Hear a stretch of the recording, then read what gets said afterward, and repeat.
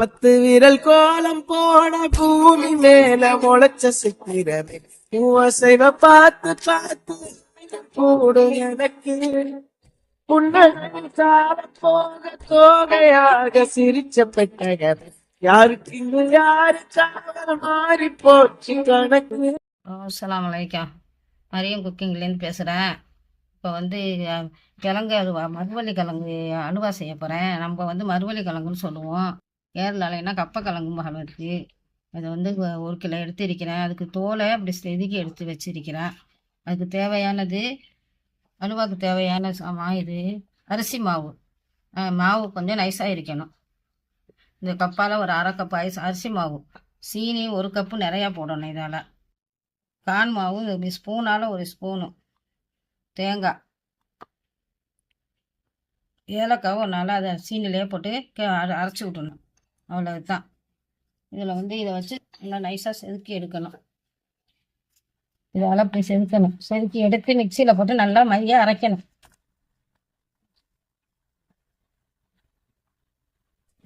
அப்படியே செதுக்கி வச்சாச்சு. இந்த செதுக்க முடிஞ்சிச்சுன்னா செதுக்குங்க. அப்படி இல்லை, நம்ம அரைக்கிறது தான், மிக்சியில் போட்டு அரைக்கிறதுனால இந்த மாதிரி போட்டு இது பண்ணிக்கலாம். நம்மள கையால் கத்தியால் அறுத்து போட்டுக்கலாம். வேண்டாம், மிக்சியில் போட்டு தேங்காய் கிழங்கு மாவு எல்லாம் ஒன்றா போட்டு அரைச்சி விட்டுடலாம். இந்த மாதிரி செதுக்கி கேரளாக்காரக நல்லா காய வச்சிருவோம் ஹல்வா. இது அரிசி கணக்கில் இருக்கும், இது பாசுமதி அரிசி கணக்கில் இருக்கும். நல்லா காய வச்சுட்டு இதில் வந்து ஹல்வா பிரியாணி போட்டு ஆக்குவா. ஹல்வா கப்பக்கிழங்குன்னு சொல்லிட்டு இதில் சோறு ஆக்குவா. இதில் தான் ஜாஸ்தி திம்ப ஹல்வாவுக்கு அதில் தான் உடம்புல நல்லா சத்து ஹல்வாவுக்கு உடம்புல ஏறி இருக்கும். நம்மளுக்கு இது ரொம்ப நல்லது. இந்த கிழங்கு இது மாதிரி செஞ்சு தின்னுங்க. இதை அவிச்சு திங்கலாம். இந்த மாதிரி செதுக்கி வச்சு இப்படி புட்டு கணக்கில் அவிச்சு திங்கலாம். இதே போல் செதுக்கி சீனி போட்டு தேங்காய் பூ போட்டு அவிச்சு திங்கலாம். சர்க்கரை வேண்டாம், சர்க்கரை போட்டுக்கலாம். எந்த வேணுமோ நம்ம இஷ்டம் தான். இது மாதிரி பண்ணி தின்னுங்கள். பிள்ளைகளுக்கும் கொடுங்க, உடம்புக்கு ரொம்ப நல்லது. இது அல்வா கிண்டியும் திங்க வந்து நைஸாக அப்படியே நல்லா அரைச்சாச்சு. தேங்காவையே கிழங்கையே மாவு அரிசி மாவு ஏலக்காய் எல்லாம் போட்டு ஒன்றா அரைச்சி வச்சிருக்குது. தண்ணி கொஞ்சம் இலக்கமாக தான் வச்சுக்கணும். ஏன்னா கிண்டக்குள்ளே சட்டை திணிங்கிடும்.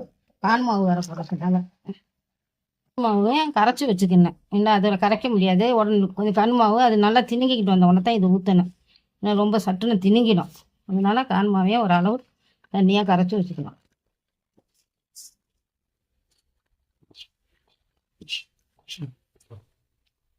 முந்திரி கிசுமிசு போடலாம். அதில் வந்து முந்திரி நான் வாங்க சொல்லாமல் இருந்துட்டேன். இப்போ கிசுமிசு மட்டும்லாம் நெய்யில் அப்படி வறுத்து எடுத்துக்குவேன்.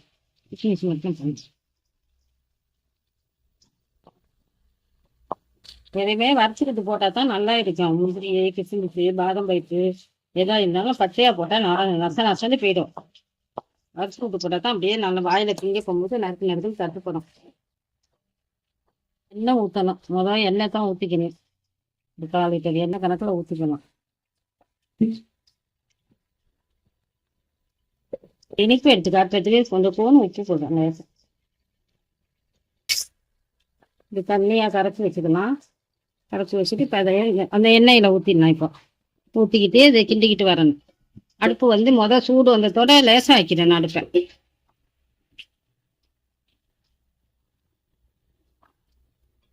சட்டுன்னு கிழங்கா இருக்கிறதுனால கிழங்கு அரிசி எல்லாம் சேர்ந்துக்கிறதுனால சட்டுன்னு திணிங்கிடும். நம்ம மெதுவாக கை ஊதாம கிண்டிக்கிட்டே இருக்கணும். இது இந்த மாதிரி ஊற்றி இப்படியே கிண்டிக்கிட்டு வர அப்படியே திணிங்கிட்டு வந்துடும். அடுப்பை கொஞ்சம் லேசாக வச்சிடணும். பாருங்க இப்படி வரும் இது. இப்போ இந்த ஸ்டேஜில் வந்து இது ஊற்றணும் கான் மாவை.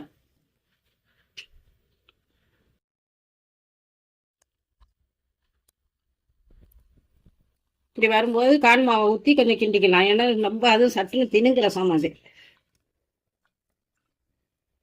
அடுப்பை ஸ்லோவாக வச்சிடணும், அடி பிடிக்க விடாம. இப்போ வந்து இது இன்னும் கொஞ்சம் 1/4 லிட்டர் எண்ணெய் ஊற்றினேன். வந்து 150 ஊற்றினேன். இப்போ வந்து 100 ஊற்றினேன். இப்போ வந்து இந்த வந்துடுச்சு. வந்து அல்வா ஆவிடுச்சு. இப்போ நம்ம வந்து இதில் வந்து சீனி போடணும். இப்போ இந்த உழுவுது பாருங்க. அப்படி சீனி போடலாம். சீனி பத்தலைன்னு சொன்னால் இன்னும் கொஞ்சம் போடலாம். இது கலரு நான் போடலை. கலரு வேண்டாம், கலரு பவுடர் போடலாம். கொஞ்சம் ஆரஞ்சு பவுடர் போட்டுக்கலாம், வெண்டா கலர் போட்டுக்கலாம், எதுவுமே பவுடர் இஷ்டமும் போட்டுக்கலாம், நல்லா இருக்கும். அதுவும் மஞ்சையோ ஆரஞ்சோ எது வேணாலும் போட்டுக்கலாம். சீனி வாயில் வச்சு பார்த்துட்டு பத்தலண்டா போடணும் இன்னும் கொஞ்சம்.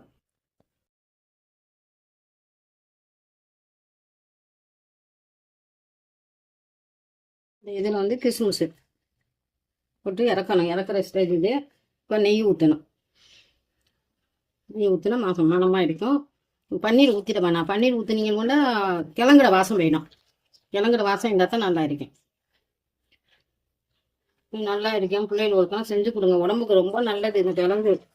இது சுவருக்கு மேலே நம்மளுக்கு சக்தி சத்து அதிகமாக உள்ளது. அரிசிக்கு மேலே சத்து அதிகமாக உள்ளது. இது நம்ம தான் திங்கிறது இல்லை. பிள்ளைகளும் திங்க மாட்டேங்குது. சாவிச்சு வச்சு கொடுத்தோம்டா இப்படி இனிப்பை போட்டு கொடுத்தா தின்றுவா.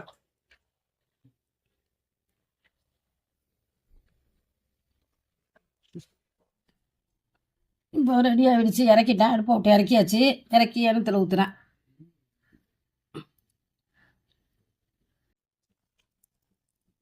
ஏன்னா இது வந்து கட்டி கட்டியே வெட்ட வராது. பாதம் அல்வா கணக்கில் தான் இருக்கும்.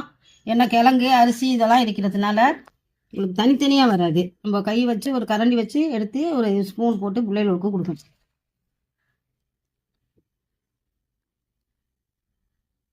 அவிச்சா தான் வெட்ட வரும்.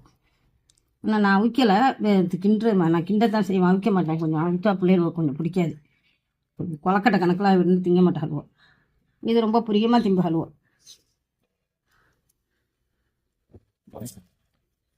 இதை செஞ்சு வச்சுட்டேன். பாருங்க நல்லா இருக்கும். திங்கிறதுக்கு திண்டு காட்டுறேன். ரொம்ப நல்லா இருக்குது. ஆனால் இனிப்பு வந்து வேண்டாம். நீங்கள் குறைச்சி போகிறா இருந்தாலும் போட்டுக்கலாம். சுல்லாப்பம் வேண்டாம். கொஞ்சம் பாயில் வச்சு பார்த்து கொஞ்சம் கூடாவாக போட்டுங்க. இது ரொம்ப நல்லது. உடம்புக்கு ரொம்ப நல்லது. பிள்ளைகளுக்கு நல்லா செஞ்சு கொடுங்க. இன்ஷா அல்லாஹ். அடுத்த வீடியோ காட்டுறேன். பாருங்க சாப்பிட்றேன். ரொம்ப நல்லது. இது இப்படி வெட்டி தான் எடுக்கணும். வெள்ளை தேங்காய் நீங்கள் போட இஷ்டம் தான் போடுங்க. அப்படி இல்லாட்டி பால் வேண்டாலும் ஊற்றிக்கலாம். தேங்காய் பால் இருந்துச்சு. தேங்காய் வேண்டாம் பால் ஊற்றிக்கலாம். ஒரு முடி தேங்காய் பால் ஊற்றிக்கலாம். ஊற்றி அதிலே கரைச்சிக்கலாம். இன்ஷா அல்லாஹ் அடுத்த வீடியோ காட்டுறான். இதோட முடிச்சுக்கிறோம். அஸ்ஸலாமு அலைக்கும்.